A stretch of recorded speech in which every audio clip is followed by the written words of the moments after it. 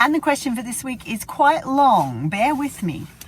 I have two boys. My eldest is 13 and he's gone into secondary school this year. I have a small issue. A girl has taken a shine to him, but I'm asking him to stay clear of girls and just stick with his pals and sports for a while. He has no problem with me checking his phone, but what alarmed me was there was a snap from this girl saying she loves him, and he replied back that he loved her too. I am annoyed that he did this. What should I do? And welcome back to another episode of Sitting in a Car, where I answer a question to help you raise a confident and caring young person who respects themselves and the people around them. Okay, first things first, we all want the best for our kids. That's pretty much how every parent feels in the world. But there are two different types of experiences in the world. One of them is the illegal consent violations type of experiences. And the other experiences are just all the other stuff that they're actually sort of no one's getting hurt, it's not illegal, and it's just about muddling through life. This question absolutely falls into this category. That's a muddling through life, learning about how things work issue.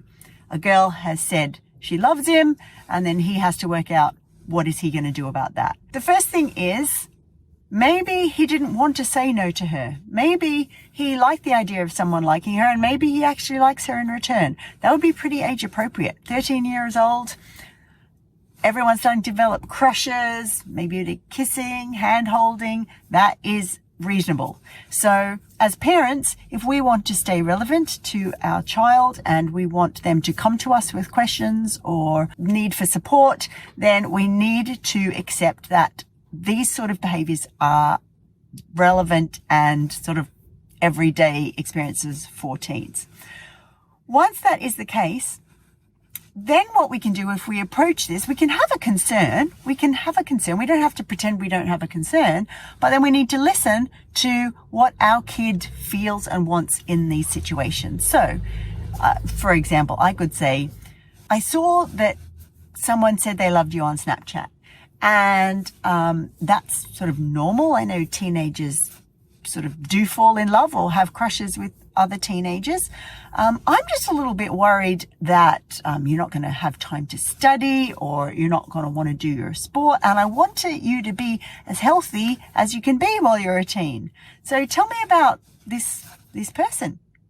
What is she like? Do you like her? And find out if he actually really likes her, because if he does like her, then you have this really super opportunity to support him to develop healthy, consensual ways of communicating and enjoying the company of someone else. If he doesn't like her, then you have a really great opportunity to help him develop the skills and abilities to either communicate that he doesn't really like her, or work out why he's having trouble communicating that he doesn't like her. Does that make sense? So we as parents can understand, and I know you've probably had an experience like this too, where we don't want something. Someone likes us and we don't like them back, but we are trying to work out the ways to communicate that, because we don't want to unnecessarily upset someone. We don't want to cause conflict if we can help it. So how do we let someone down gently? And oftentimes our communication can be quite oblique. It can be maybe that we just don't say anything back. Maybe it can be something like, oh, that's nice.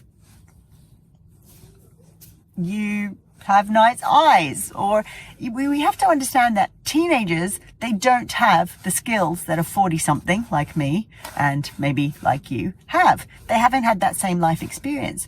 And by just telling them what they should be doing, we are expecting them to have the same skills we have, and they just don't. So let's meet our teen where they are at, find out what they want from the situation. Do they like the person? Do they not? And then work to help them communicate in their own way with their own skill level, communicate what their needs and wants are to the other person. It's hard. Being a teen is hard. Do you remember being a teen being hard? and trying to talk about things in a way that you got your point across but didn't create conflict that you didn't have the skills to handle. I absolutely remember that. It was hard work.